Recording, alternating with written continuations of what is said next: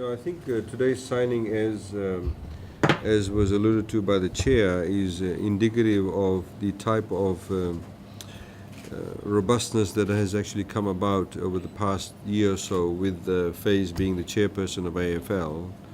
The time and energy is put into this particular project. Indeed, at AFL, I think is already paying a lot of dividends. Working together with his management team. AFL is actually now doing very well comparatively to what it was doing a few years ago. It's got very good cash flows. Westpac will be happy with that, and I'm sure the fact that Westpac has partnered with AFL in this project is an indication of the confidence they have with the company, and indeed we have a lot of confidence. And generally, unfortunately, in Fiji previously, a lot of state-owned enterprises were very much dependent on grants.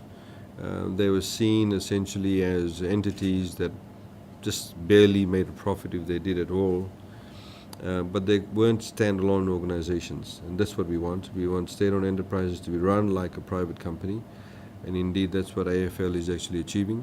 There are some other exciting news in respect of AFL which we're currently working on, and we hope to have that positive news soon too.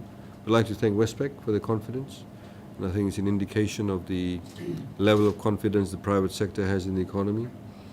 The fact that you have a JV now between a New Zealand company and a Fijian company is also very good in terms of the overall construction industry in Fiji, because it does show not just collaboration, but I think it's the knowledge transfer that is essential.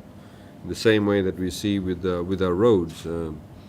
The two major companies that are doing up our roads are New Zealand companies, and there is quite a lot of knowledge transfer that's taking place. And indeed, just recently, an entirely Fijian company was given contract for a particular stretch of the road, and that's because of the fact that they have been working together with one of the New Zealand companies.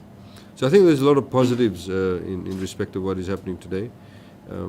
We obviously want to place our infrastructure, our facilities, not just as a reaction to what is happening, but more as preempting it.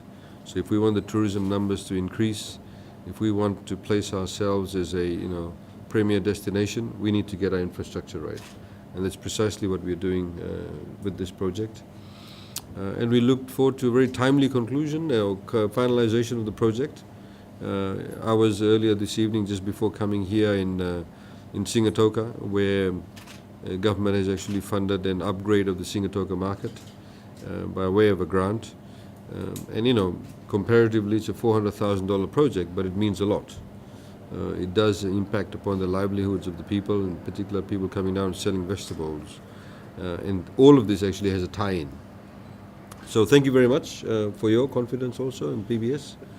And we look forward to you working well with the project manager. We've got to keep an eye on the project manager to make sure the project is done on time too, and hopefully you do that too. And again, Chair, thank you for your wonderful input that you have made to this project, and to the management team, all those who are here.